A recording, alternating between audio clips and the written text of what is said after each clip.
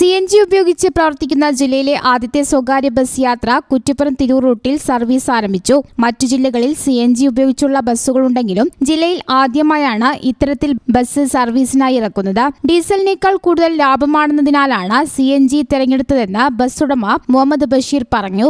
CNG bus റോഡിലിറക്കാൻ 35 ലക്ഷം രൂപയാണ് ചെലവിട്ടത്. Diesel ഉപയോഗിച്ചോടുന്ന ബസ്സുകൾക്ക് പരമാവധി 3 മുതൽ 4 കിലോമീറ്റർ വരെയാണ് മൈലേജ് ലഭിക്കുന്നതെന്ന് പറയുന്നു.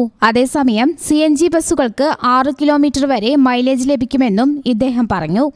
80 ലിറ്ററിന്റെ ടാങ്കാണ് ബസ്സിലുള്ളത്. പഴയ ഡീസൽ ബസ്സുകൾ CNGയിലേക്ക് മാറ്റാനുള്ള നീക്കത്തിലാണ് പല ബസ് ഉടമകളും. CNG ബസ് സർവീസിന്റെ ഉദ്ഘാടനം കുറ്റിപ്പുറം CI PM ഷമീർ നിർവഹിച്ചു. ഉദ്ഘാടന ദിവസത്തെ വരുമാനം മുഖ്യമന്ത്രിയുടെ ദുരിതാശ്വാസ നിധിയിലേക്ക് സംഭാവന ചെയ്യുമെന്നും ബസ് ഉടമ അറിയിച്ചു. News bureau, Valanchery. NIPMS Academy, Nisar Hospital, Valancheri. For admission 9957 08048.